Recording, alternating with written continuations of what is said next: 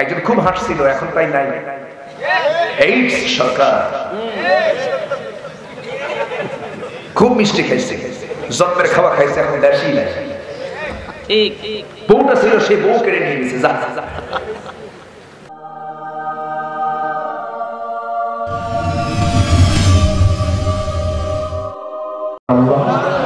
আমার নবী রাতের বেলা ঘুমাতে যান, হাত লাগায় দেন, কিন্তু আয়েশা না, আমার নবীর বুকটা খান খান হয়ে যায়। নবীজি দারুণ কষ্ট পাচ্ছেন, নবীজিও কান্দেন, আয়েশাও কান্দেন, সাহাবীরাও কান্দেন। মুনাফিকরা হাসে, এখনো মুনাফিকরা হাসে না? তোরা হাস, তোরা কাঁদবি একদিন। হাসতে বলেন কেন? ঠিক কিনা? আমার ভাইয়েরা, আমার বন্ধুগণ, একটু মনোযোগ দিয়ে শোনার চেষ্টা করুন। বান্দার পিঠ যখন দেয়ালে ঠেকে যায়, সাহায্য তখন কার পক্ষ থেকে আসে? আল্লাহর পক্ষ থেকে আসে। দিন গড়ে গেল, রাত গড়ে গেল, হযরত আয়েশা সিদ্দিকা বলে, আমি 9টি কারণে শ্রেষ্ঠ। আল্লাহ পাক আমাকে 9টি কারণে শ্রেষ্ঠত্ব দিয়েছেন। 1 নাম্বার হলো 9 বছর আমার বিয়ে হয়েছে, 13 বছর নববধূ হয়ে নবীর ঘর আমি পদার্পণ করেছি। নাম্বার 2 হলো আমি জিবরাইলকে নিজের চোখে দেখেছি। নাম্বার 3 হলো আমি একমাত্র কুমারী স্ত্রী। সুবহানাল্লাহ। নাম্বার 4 হলো আমি যে বিছানায় নবীর সাথে একই বিছানায় একই চাদরে যখন থাকতাম, সেই সময় অভিনাজিল হতো, আমি থাকা অবস্থায় অভিনাজিল হতো, আমি নিজেকে গর্ব মনে করি। আলহামদুলিল্লাহ বলো।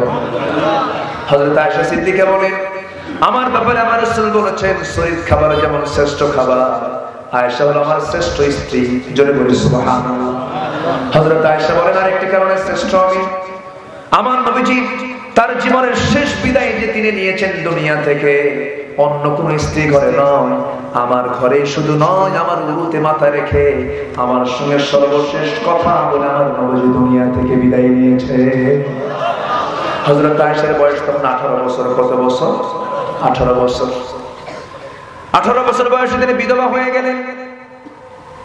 হযরত আয়েশা সিদ্দিকা বলেন, নবীজি আমার ঘরের মধ্যে ঢুকে বলছেন, আয়েশা মাথাটা প্রচন্ড ব্যথা হচ্ছে, মাথায় পানি ঢেলে দাও তো। মাথায় পানি ঢেলে দিলাম। আজান হয়ে গেল, নবীজি আমার উরুতেই মাথা রেখে ঘুমালেন। আজান যখন হলো, তিনি ওঠার চেষ্টা করলেন, মাথা চক্কর মেরে আবার পড়ে গেলেন। এবার আয়েশা বলেন, হুজুর সেই সময় রাসূল আমাকে বললেন, আয়েশা জামাতে রোজার নামাজ পড়া আমার হবে না, তোমার আব্বাকে বলো আমার মুসল্লায় দাঁড়ায় যেন সে আমার দায়িত্বটা সে যেন পালন করে নেয়, মানে আমার পরবর্তী দায়িত্ব পালন করবে আমার আবু বকর। জোরে বলে সুবহানাল্লাহ। ইসলামের নেতৃত্ব আসবে কিসের মধ্য দিয়া? নামাজের মধ্য দিয়ে। কিসের মধ্য দিয়ে বলে? নামাজের নেতৃত্ব যারা দেবে, সমাজের নেতৃত্ব তারাই দেবে।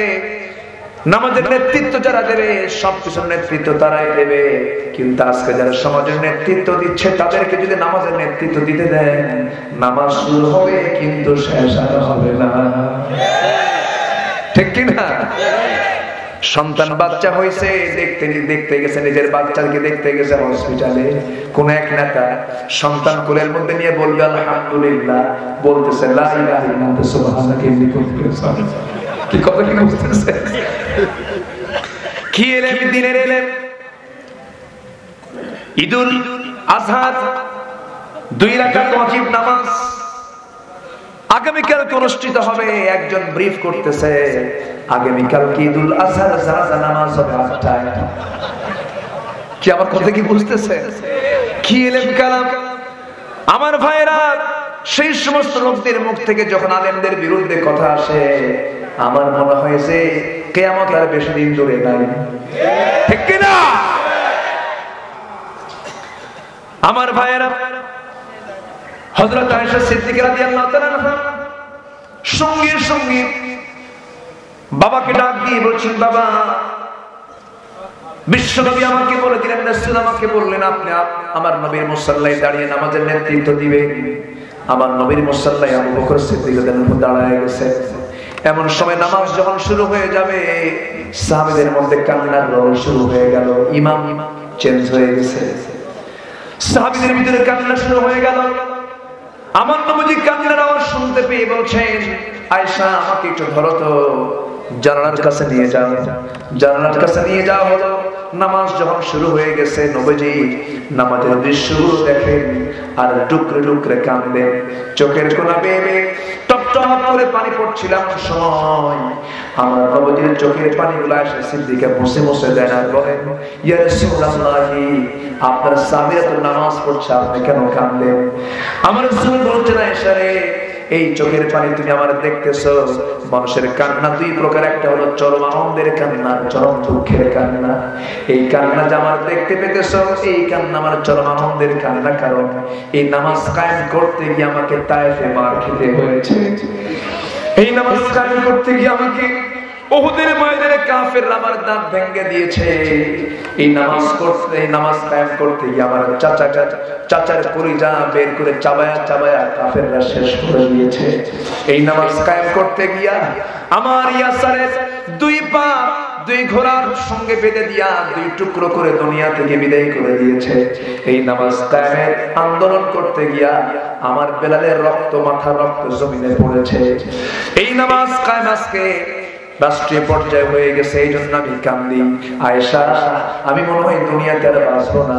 আমার উম্মতকে সর্বশেষ একটা কথা বলে দেবে, আমার উম্মতরা যেন নামাজের ধৈর্য নিয়ে নেয়, আমার উম্মতরা যেন নামাজ যেন কখনো 5 ওয়াক্ত না ছেড়ে দেয়। জোরে বলে সুবহানাল্লাহ। সবাই আমরা নামাজ পড়তে রাজি আছি, বউদেরকে পর্দা রাখতে রাজি আছি। বউদেরকে পর্দা রাখার দরকার আছে না নাই? পুরুষের পর্দা, বাড়িতে মেয়ে বোনদের পর্দা, পুরুষের নামাজ, মেয়েদের পর্দা এবং নামাজ, এই দুটা যদি ঠিক থেকে যেত, অন্তত আজকের সমাজে গুনাহ কাম কুকাম দেখা যেত না। ঠিক কি না? আল্লাহ তুমি সবাইকে বোঝার তৌফিক দিয়ে দাও। জোরে বলি আল্লাহুম্মা আমিন। আরো জোরে আল্লাহুম্মা আমিন। আল্লাহুম্মা আমিন। আল্লাহুম্মা আমিন। রব্বানা যালামনা أنفسنا وإن لم تغفر لنا وترحمنا لنكونن من الخاسرين ربنا لا تزغ قلوبنا بعد إذ هديتنا وهب لنا من لدنك رحمة إنك أنت الوهاب গভীর নিঝুমরা ঝিমানো রাত্রিতে চাঁদের মতো হাজারো মুসলমান নরনারীকে নিয়ে তোমার কালামের একটা আয়াতকে সামনে রেখে সবরের উপরে কিছু আলোচনা করার চেষ্টা করেছি। গুনাহের বোঝা মাথায় নিয়ে দুটি হাত তুলেছি। আল্লাহ, গুনাহের দিকে নজর দিও না বান্দা মনে করে, তামাম জীবনের সমস্ত গুনাহগুলোকে মাফ করে দাও। জনম দুঃখিনী মা যারা চলে গেলেন, জিন্দেগির গুনাহগুলো মাফ করে দাও, কবরগুলোকে জান্নাতের টুকরা বানায়া দাও। সবাই চোখ বন্ধ করুন, হাত একটু উঁচু করে আল্লাহ সেখানে দোয়া করে সবাই বলুন, রব্বির রহমহুমা কামা রব্বায়ানি সগীরা রব্বির রহমহুমা কামা রব্বায়ানি সগীরা।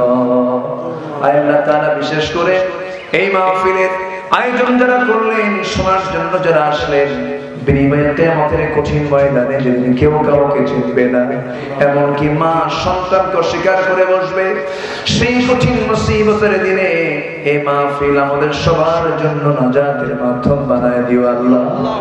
যারা অর্থ দিয়ে এই মাহফিলটাকে সৌন্দর্য করলেন, আল্লাহ তুমি তাদেরকে উত্তম জাযায়ে খায়ের দিয়ে দাও।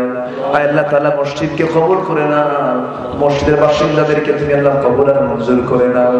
অনেকে দোয়া চেয়েছেন, যার যা প্রার্থনা তুমি আল্লাহ দয়া করে মঞ্জুর করো।